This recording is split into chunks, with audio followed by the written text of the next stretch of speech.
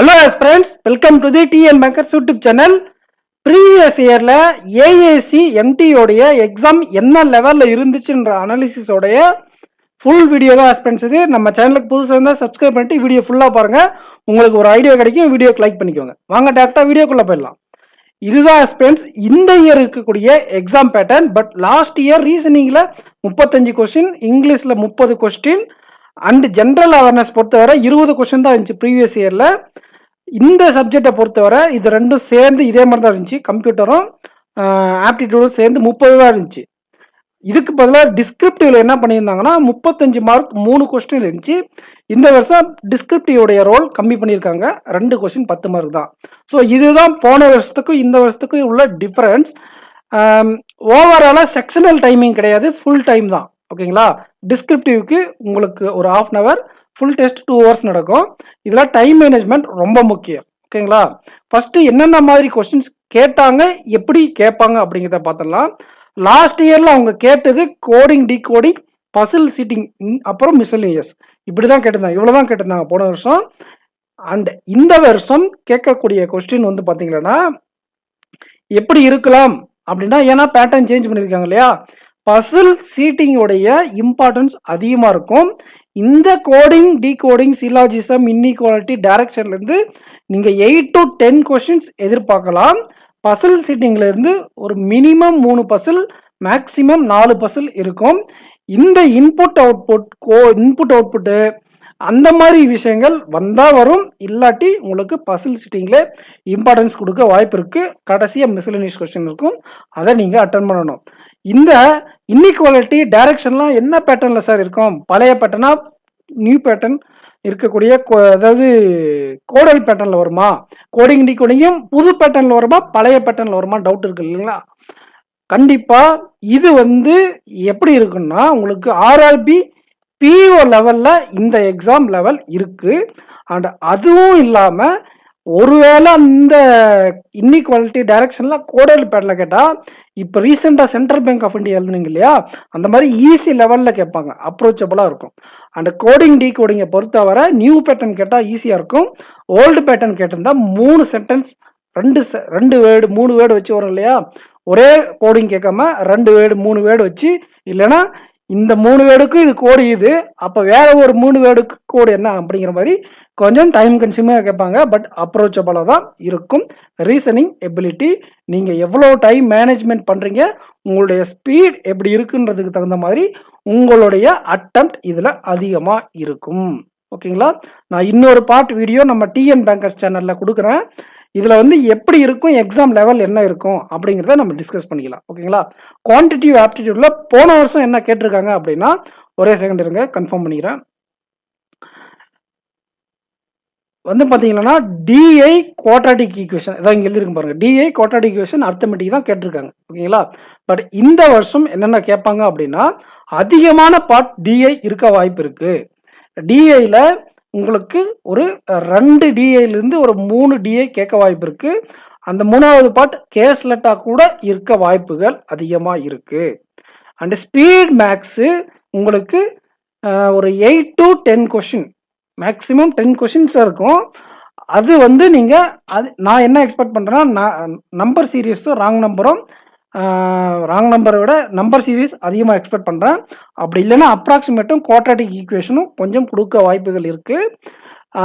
மீதி எல்லாம் அர்த்தமெட்டிக் தான் இருக்கும். யூஸ்வல் பேப்பர் தான், ஒரு பிஓ பேப்பர் மாதிரி இருக்கும் அது பார்க்கறதுக்கு. உங்களுக்கு இந்த டிஐயோடைய ரோல் அதிகமாக இருக்கும். நீங்கள் டிஐ நல்லா சால்வ் பண்ண தெரிஞ்சால் இந்த குவான்டிட்டிவ் ஆப்டிடியூடில் அதிகமான அட்டெம்ப்ட் கொடுக்கலாம். பட் ஆனால் இதில் என்ன செக் அப்படின்னா, ஏன் டிஐ 2 தான் சொல்கிறேன், இதில் ஏன் கம்மியாக சொல்கிறீங்க, அட்டெம்ப்ட் அதிகமாக இருக்கும்ல அப்படின்ற பட்சத்தில் 3 டிஏ 4 டிஏலாம் வராதுன்னா, இங்கே பாருங்க 40 கொஸ்டின் இருக்குது. அதில் கம்ப்யூட்டருக்கும் கொஞ்சம் பார்ட் கொடுக்க வேண்டி இருக்கிறதுனால ஒரு 10லேருந்து 15 கொஸ்டின் நீங்கள் கம்ப்யூட்டர் எதிர்பார்க்கலாம். லாஸ்ட் இயரில் டிஐ, குவாட்ராட்டிக் ஈக்குவேஷன், அர்த்தமெட்டிக் இந்த 3 டாபிக் மட்டும்தான் கவரே பண்ணியிருந்தாங்க. ஓகேங்களா? டோட்டல் கொஸ்டின்ஸ் லாஸ்ட் இயர் எவ்வளோனா 30 கொஸ்டின்ஸ் கேட்கணும். அதில் ஆப்டிடியூடும் கேட்கணும், உங்களுக்கு இன்சூரன்ஸ் கொஸ்டினும் கேட்கணும். அப்படிங்கிறதுனால கம்மியாக வெறும் டிஏ குவாட்ரடிக் ஈக்குவேஷன் அர்த்தமெட்டிக் மட்டும் ஆப்டிலேருந்து கேட்டிருந்தாங்க. இந்த வருஷம் இருக்கக்கூடிய பேட்டர்னில் 40 மார்க் கேட்குறாங்க, ஆப்டிடியூடும் கம்ப்யூட்டரும் சேர்ந்து. அதனால் டிஏல ஒரு டிஏ எக்ஸ்ட்ரா கேட்க வாய்ப்பு இருக்குது. நம்பர் சீரீஸோ ராங் நம்பரோ இந்த குவாட்ரடிக் ஈக்குவேஷனோட சேர்ந்து இந்த மூணுத்தில் எனி 2 வர வாய்ப்பு இருக்குது. அப்படி இல்லைன்னா 1 டிஏ அர்த்தமெட்டிக்கோட பார்ட் இன்னும் கொஞ்சம் சேர்ந்து வர வாய்ப்பு இருக்குது. ஓகேங்களா? ஸோ இப்படி தான் இருக்க போகுது ஆப்டிடியூட் பேப்பர். இதோட சேர்ந்து உங்களுக்கு ஒரு 10 to 12 இல்லைன்னா 10 to 15 கொஷின் வர கம்ப்யூட்டர் அவேர்னஸ் வரலாம். சப்போஸ் கேட்காம போன கேரண்டியாக சொல்ல முடியாது, வரலாம். ஓகேங்களா? எவ்வளோ எக்ஸாக்டாக எத்தனை கொஷின் சொல்ல முடியாது, 10லேருந்து 15 கொஷின் வரலாம். நீங்கள் கம்ப்யூட்டர் அவேர்னஸ் ப்ரிப்பேர் பண்ணிக்கோங்க, எப்படி ஆர்ஆர்பி கிடைக்கலோ அப்படி. ஓகே, இங்கிலீஷ் லாங்குவேஜை பொறுத்தவரை போன வருஷமும் சரி இந்த வருஷமும் சரி கன்வென்ஷனல் இங்கிலீஷ் பேட்டர்ன் தான். என்ன ஒரு டிஃப்ரென்ஸ் அப்படின்னு உங்களுக்கு பார்த்தா, போன வருஷம் 30 கொஸ்டின் கேட்டிருந்தாங்க, இந்த வருஷம் 25 கொஸ்டின், ஒரு 5 மார்க் குறைச்சிருக்காங்க. 5 கொஸ்டின் குறைச்சிருக்கிறதுனால நம்ம அதிகமான போர்ஷன் இங்கிலீஷ்க்கு கிடையாது, பட் டிஸ்கிரிப்டிவ்லும் அதிகமான போர்ஷன் கிடையாது. அதனால ஆப்டிடியூட் ரீசனிங் தான் மெயின் ஃபேக்டராக இருக்குது இதில். ஓகேங்களா? ரீசனிங்கும் ஆப்டிடியூட் ப்ளஸ் கம்ப்யூட்டர் இது நல்லா படிச்சுட்டு ஜென்ரல் அவேர்னஸ்னு ஒரு செக் இருக்குது, அதையும் நான் சொல்கிறேன், வெயிட் பண்ணுங்கள், வெயிட் பண்ணி கடைசி வரை பாருங்கள். அதில் முக்கியமான ஸ்கோர் பண்ணிவிட்டு இங்கிலீஷில் சும்மா கரெக்டாக அந்த, ஏன்னா இதில் செக்ஷனல் டைமிங் இல்லாதனால தெரிஞ்சதை மட்டும் அட்டன் பண்ணுங்க. வேர்ட் ஸ்வாப், மேட்ச் த காலம், சென்டென்ஸ் அரேஞ்ச்மெண்ட், பேராஜம்பிள ரொம்ப நேரம் உட்கார வேண்டாம். இந்த மூணுமே ஈஸியாக முடிச்சிடலாம். இந்த பேராஜம்பிள் கேட்டிருந்தா நீங்கள் அதில் ரொம்ப நேரம் உட்கார வேண்டாம், கிராக் பண்ண ட்ரை பண்ணுங்க. கிராக் பண்ணுறதுக்கு ரொம்ப நேரம் ஆகிட்டுச்சுன்னா ஃபர்ஸ்ட் அண்ட் லாஸ்ட் மட்டும் அட்டன் பண்ணிடுங்க. செக்ஷனல் டைம் இல்லாதனால நீங்கள் வேறு இடத்துல அந்த டைமை கொண்டு போய் இன்வெஸ்ட் பண்ணலாம். ஆப்டிடியூடில் அர்த்தமெட்டிக்கல் சம்மர் கூட அந்த டைமை கொண்டு போய் இன்வெஸ்ட் பண்ணலாம். ஓகேங்களா? அன்சர்டனிட்டியில் நீங்கள் இன்வெஸ்ட்மெண்ட் பண்ணக்கூடாது. அப்புறம் கிளாஸ் டெஸ்ட் ஃபில்லர்ஸ் எல்லாம் கிடைச்சா டக்குன்னு அட்டன் பண்ணிட்டு போயிடுங்க. ஆர்சியில் எதெல்லாம் டைரெக்டாக இருக்கோ அதை மட்டும் அட்டன் பண்ணுங்க. ரொம்ப நேரம் உட்காந்து வேஸ்ட் பண்ணக்கூடாது இந்த எக்ஸாமை பொறுத்தவரை. ஏன்னா செக்ஷனல் டைமிங் இல்லை. எவ்வளோ மினிமமாக நீங்கள் இங்கிலீஷ் ஸ்ட்ராங்காக, உங்களுக்கு ஆப்டிடியூட் அப்ளிகேஷன் சம்பளம் வராது அப்படிங்கிறவங்க இங்கிலீஷ் நீங்கள் ஸ்ட்ராங்காக பண்ணுங்கள்.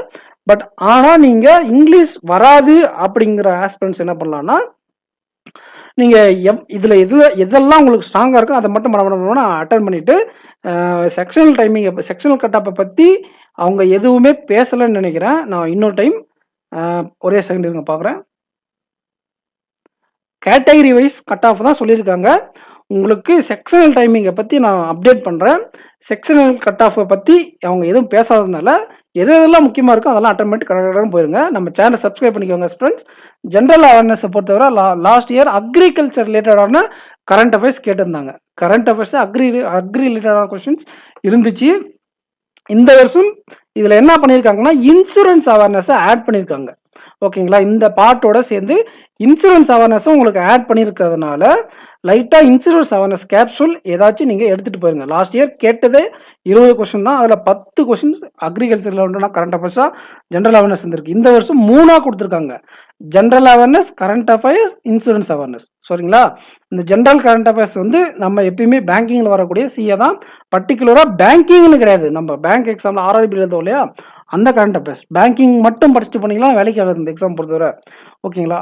ஜென்ரல் அவேர்னஸ் அப்படின்னாலே எல்லா கரண்ட் அஃபேர்ஸும் சேர்ந்து வரும். அப்பாயின்மெண்ட், ஸ்போர்ட்ஸ், பேங்கிங், இன்சூரன்ஸ் எல்லாமே சேர்ந்து வரக்கூடியது தான் ஜென்ரல் அவேர்னஸ். இன்சூரன்ஸ் அவேர்னஸ்ன்னு தனியாக கொடுத்துருக்காங்க. பர்டிகுலர் கரண்ட்ல வரக்கூடிய இன்சூரன்ஸ் தெளிவாக படிச்சுக்கோங்க. முக்கியமான ஒரு அடா கேப்சூலையோ இல்லை ஆலிபோர்ட் போல்ட்டையோ ஏதாச்சும் ஒரு இன்சூரன்ஸ் கேப்சூலை எடுத்து நீங்கள் என்ன பண்ணணும், ஒரு ரீட் அவுட் பண்ணுங்கள் டைம் இருந்தால். மேக்ஸிமம் அது ஏப்ரல் 5க்கு அப்புறம் பண்ணுங்கள், ஏப்ரல் 10க்கு அப்புறம் பண்ணுங்கள். அதுக்கப்புறம் உங்களுக்கு 5 நாள் இருக்கும், அந்த டைமில் எடுத்து பண்ணுங்கள். ஏன்னா எஸ்பிஐ கிளர்க்கு அதுக்கு நீங்கள் நிறைய டைம் கொடுக்க வேண்டியிருக்கும். ஓகேங்களா? ஸோ இப்படி தான் இருக்க போது ஜென்ரல் அவேர்னஸ் பொறுத்தவரை. இந்த வருஷம் நம்பர் ஆஃப் கொஸ்டின்ஸ் இன்க்ரீஸ் பண்ணியிருக்காங்க. இன்சூரன்ஸ் அவேர்னஸ் மென்ஷனும் பண்ணியிருக்காங்க. இதனால் என்ன நடக்கும் அப்படின்னா, நீங்கள் ஒரு கரண்ட் அஃபேர்ஸ் மட்டும் படிச்சுட்டு போனால் ஒரு மினிமம் கேரண்டி உங்களுக்கு கிடைக்கும். அதோடு சேர்ந்து இன்சூரன்ஸ் அவேர்னஸில் ஒரு சில கொஸ்டின்ஸ், அக்ரி ரிலேட்டடான கரண்ட் அஃபேர்ஸ் ஏதாச்சும் கேட்டாங்கன்னா அதுலேருந்து ஒரு சில கொஸ்டின்ஸ் போன வருஷம் கேட்டாங்க, இந்த வருஷம் கேரண்டி சொல்ல முடியாது. General awareness and insurance awareness தான் கேட்டிருக்காங்க. ஸோ கரண்ட் அஃபேர்ஸில் முடிஞ்ச வரை ஸ்கோர் பண்ணிருங்க. இன்சூரன்ஸ் அவேர்னஸில் எத்தனை கொஸ்டின் தெரியுதோ அதுக்கு தகுந்த மாதிரி உங்களுடைய ஸ்கோர் இருக்கும். டிஸ்கிரிப்டிவ் பொறுத்தவரை போன டைம் 3 கொஸ்டின் கேட்டிருக்காங்க, இந்த டைம் 2 கொஸ்டின் தான். போன டைம் 35 மார்க் நினைக்கிறேன், இந்த டைம் வெறும் 10 மார்க் அப்படிங்கிறதுனால இது பெரிய இம்பாக்ட் கிரியேட் பண்ணாது. இருந்தாலும் நீங்கள் டிஸ்கிரிப்டிவ்க்கு என்ன ப்ராக்டிஸ் பண்ணணும்னா இதை பாருங்கள், இந்த வீடியோ போய் பாருங்கள். அதுக்கப்புறம் இப்போ நீங்கள் பார்த்துட்டு இருக்க சேனலில் ஒரு வீடியோ இருக்கும் அந்த வீடியோவும் போய் பாருங்கள். டாபிக்ஸ் இம்பார்ட்டன்ட் டாபிக்ஸ் இருக்கும். இதில் நீங்கள் என்னென்ன மிஸ்டேக் பண்ணுவீங்க அப்படின்னு நான் இந்த வீடியோவோட லிங்க் 2 வீடியோ லிங்க்கும் கமெண்ட் செக்ஷனில் கொடுத்துட்றேன். ஓகேங்களா? நீங்கள் கமெண்ட் செக்ஷனில் செக் பண்ணி பாருங்கள். டிஸ்கிரிப்டிவ் பார்ட் 1 பார்ட் 2 வீடியோ இருக்கும். பார்த்துட்டு என்ன மிஸ்டேக் பண்ணுவீங்க அப்படிங்கிறத கரெக்ட் பண்ணிக்கோங்க. ஓகேங்களா? இம்பார்ட்டன்ட் டாபிக்ஸ்க்கு ஒரு வீடியோ இருக்கும், என்ன மிஸ்டேக் பண்ணுவீங்கன்றதுக்கான ஒரு வீடியோ இருக்கும். அண்டு ரிமைனிங் இருக்குது இல்லைங்களா, இது வந்து ஜென்ரலிஸ்ட் பேட்டர்ன். அக்வாரியல் அண்டு இன்னொரு டிபார்ட்மெண்ட் இருக்கும், இன்ஃபர்மேஷன் டெக்னாலஜி. உங்களுக்கெல்லாம் பேட்டர்ன் வேறு மாதிரி இருக்குது. ஸோ நீங்கள் ஐடியெல்லாம் இருந்தால் உங்களுடைய அந்த ஐடி நாலேஜை வச்சு தான் நிறைய கொஷின்ஸ் 100 கொஷின்ஸ் கேட்குறாங்க. மற்றது எல்லாத்துலேயும் 10 கொஷின் தான் சும்மா கண் துடைப்புக்கு மாதிரி தான் இருக்கும். நீங்கள் உங்களுக்கு நிறைய டைம் இருக்கும் ஃப்ரெண்ட்ஸ். ஃபுல்லாக இந்த 100 கொஷின் டக்குன்னு அட்டன் பண்ணிட்டு பொறுமையாக உட்காந்து நீங்கள் போடலாம். 2 மணி நேரம் எக்ஸாமில் எல்லா கொஷினுமே நீங்கள் அட்டன் பண்ணிட்டு வரலாம். அந்தளவுக்கு உங்களுக்கு டைம் இருக்கும் ஐடி ஆஸ்பிரண்ட்ஸுக்கு. நீங்கள் அக்வாட்டரியல் அப்படின்னாக்கல உங்களுடைய ப்ரொஃபஷனாலஜிக்கு 60 மார்க் இருக்குது, 40 கொஷின் இருக்குது. ஓகேங்களா?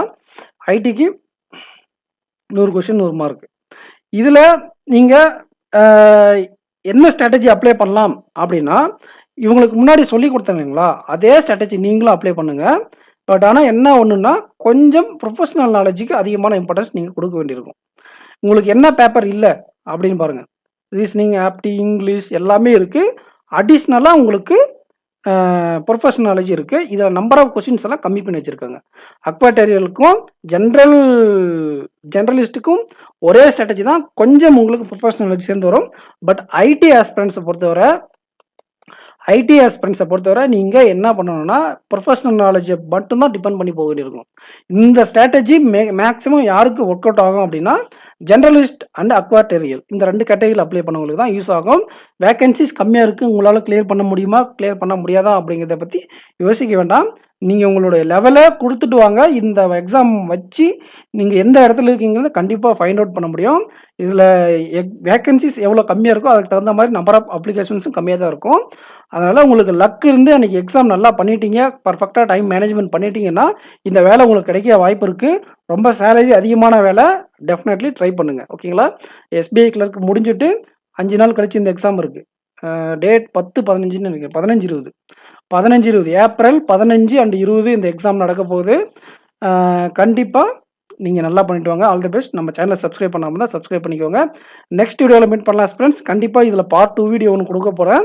எதுக்காக அப்படின்னா, இப்போ ஓவராலாக கொடுத்துருக்கேன், இதில் ஒரு சில நுணுக்கங்கள்லாம் இருக்குது, அது உங்களுக்கு தனியாக ஒரு வீடியோவில் கொடுக்குறேன். ஸோ வீடியோவுக்கு லைக் பண்ணிக்கோங்க, சேனலை சப்ஸ்கிரைப் பண்ணிக்கோங்க. நெக்ஸ்ட் வீடியோவில் மீட் பண்ணலாம் ஃப்ரெண்ட்ஸ். தேங்க்யூ.